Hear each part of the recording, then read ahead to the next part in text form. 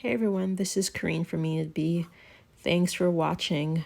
Right now I'm making a charcoal and aloe vera soap. This is fresh aloe that I got from the market.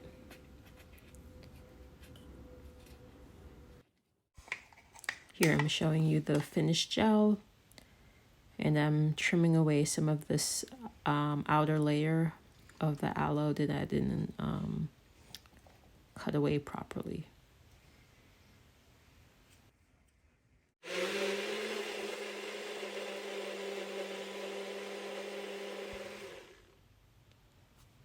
So I'm blending it up, and right now right here I just checked to make sure it's completely blended, but I saw some chunks in there. So I just went back in and pureed it some more. So I'm adding my lye to water. Everything has been pre-measured. So the oils in the pot is olive oil, coconut oil, and the shea butter chunk, which I should have cut up much smaller. The water I measured out and the lye I measured out, but I did that off camera just to make this a shorter video.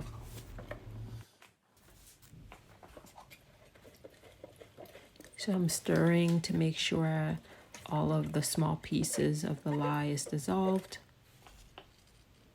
And I'm doing the heat transfer method. Typically I would melt all my hard oils, the coconut oil and the shea butter, either in a double boiler or in the microwave, but I'm doing the heat transfer method by pouring the hot lye and water mixture on my hard oils. What I should have done again was, cut up these pieces of shea butter smaller before I added the lye, because it took me a while to get them melted. I had to go in with my hand to kind of smash or smush the thick shea butter pieces. So that's why my gloves is a bit messy. So I would say just make sure if you're going to do the heat transfer method, just make sure your shea butter and your coconut oil, if it's at room temperature is in small pieces.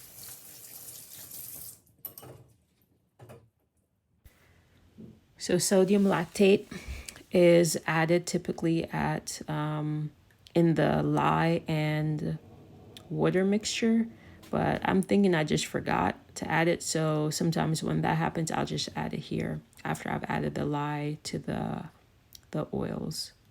And I also added the aloe vera gel. I only did a certain amount. I did a ratio of aloe vera gel and water. And I like to add the aloe vera gel after I've added the lye and water mixture to the butters and oils. I'm just showing you the temperature that I'm working with right now.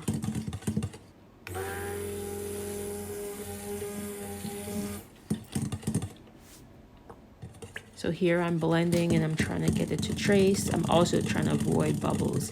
That's something I need to improve on, is trying to get rid of as much bubbles in my soap. So you saw me burp was called burping the mixer, the hand mixer, by knocking it on the bottom of the pot once I put it in to release any air bubbles that's trapped underneath.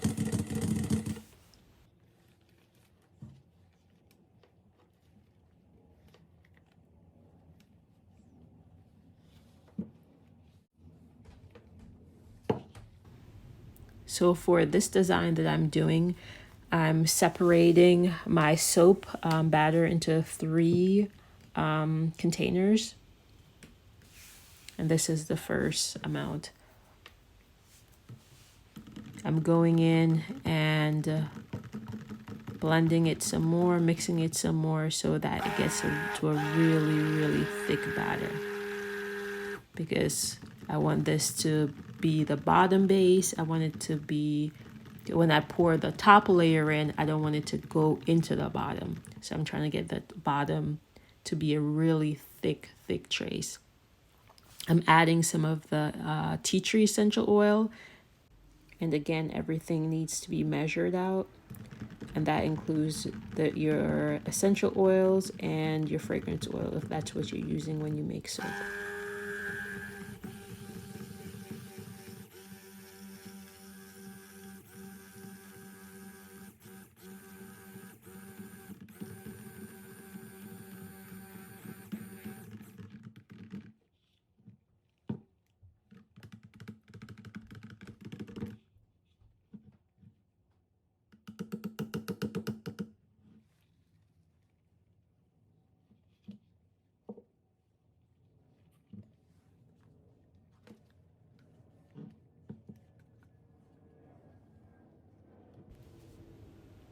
So now I'm adding my charcoal and olive oil mixture.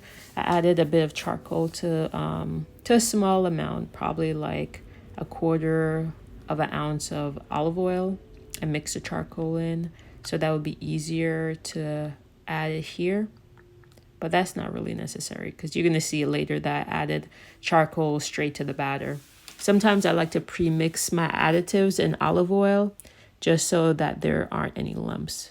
But charcoal is pretty good. It doesn't give me any lumps or anything. Titanium dioxide on the other hand, I have to pre-mix that in olive oil or some type of oil before adding it to the soap batter.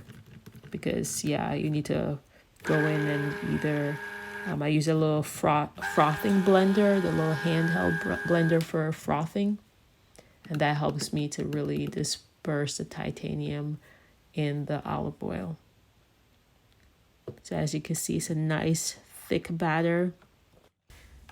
This is the second version of the soap, and previously it was all charcoal, and I've improved on it by doing a better design and also by adding aloe vera gel to it. And I started making this soap to combat acne. So this is my go-to facial bar soap. I go between this and the oatmeal honey and goat's milk soap. So I really like this soap. Sometimes I will rub the soap directly onto my wet skin and massage it in, leave it on for a few seconds, and then rinse it off. Here I'm tapping it down so that I can release as much of the air bubbles as I can, and to also kind of smooth out the bottom layer. This is my second portion of the soap batter. And I'm adding more charcoal here. So you can see the difference with pre-mixing charcoal and olive oil and then also just adding it straight to a batter. You don't need to pre-mix it in olive oil in my experience. I just wanted to, get some things done in advance so that soaping, especially soaping on camera, it just makes the process much faster. And here I wanted it to be a darker black, so I'm just going in and adding more charcoal to it just to give it a darker shade. When you add your colorants to olive oil, don't add too much, and also account for that added olive oil in your formulation, because if you add too much olive oil, it will create a softer bar soap. I'm mixing it to the thickness that I want. I don't want it to be as thick as the base batter. Here I'm adding some the balance of the tea tree oil to this portion and the uncolored portion to my right.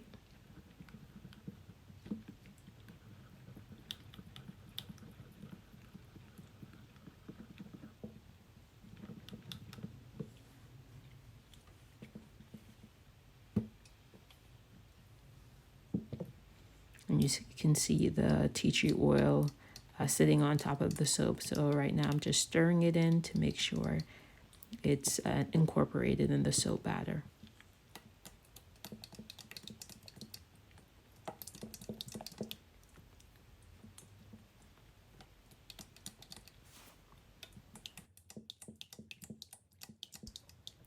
The soap design method that I'm going to be using here is called the one pot swirl. You can use multiple colors and do this, separate your batter into as many portions as you want and do different colors. But yeah, this is it's like making a stew, you know, a one pot stew. Yeah, this is the one pot method. So I'm just dropping it in. This also creates like a marble design, and I just really like it.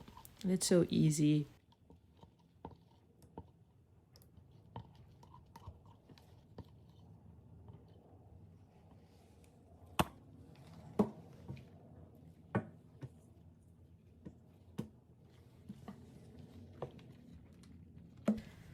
So it's time to pour.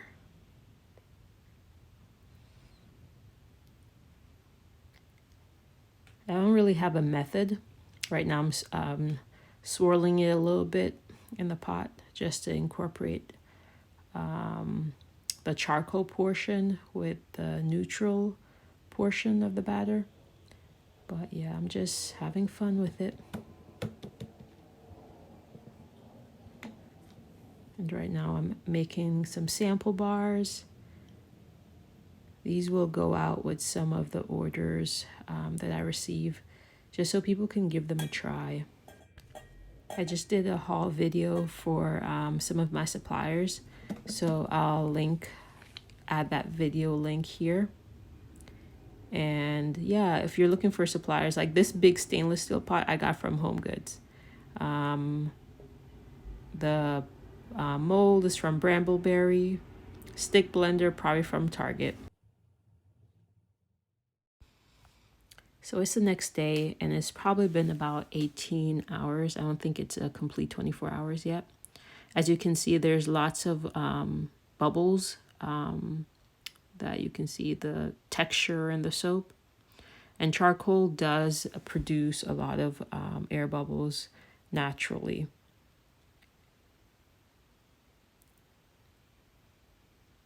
So these, again, will be given away with some of my orders as some freebies.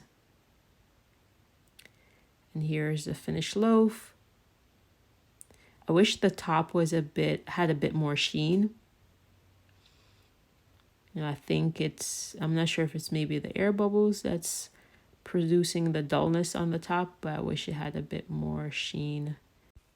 I have been making soaps for about 6 years now, probably a little bit longer than that. And I've always done the hot process method. This is my first time doing the cold process with charcoal. So it's a different experience for me compared to doing the hot process. With the hot process, because the soap is cooked in the crock pot, I don't get all these air bubbles that I do in the cold process. But I kind of like it. You know, it's like a added element.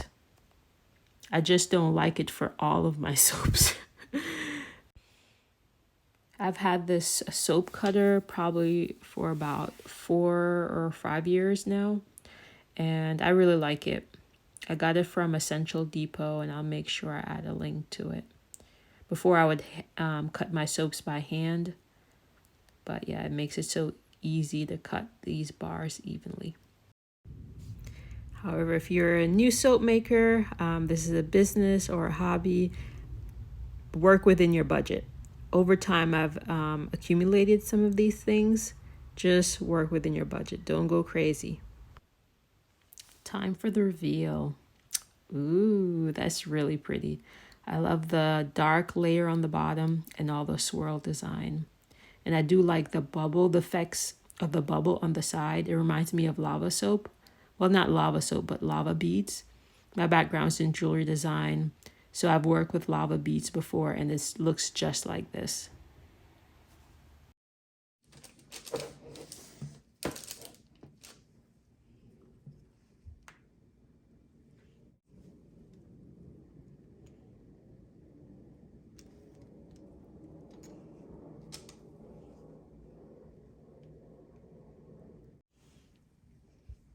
So bevel the edges. Looks much better. I think I'm gonna leave the texture. Charcoal lava soap. Charcoal tea tree lava soap.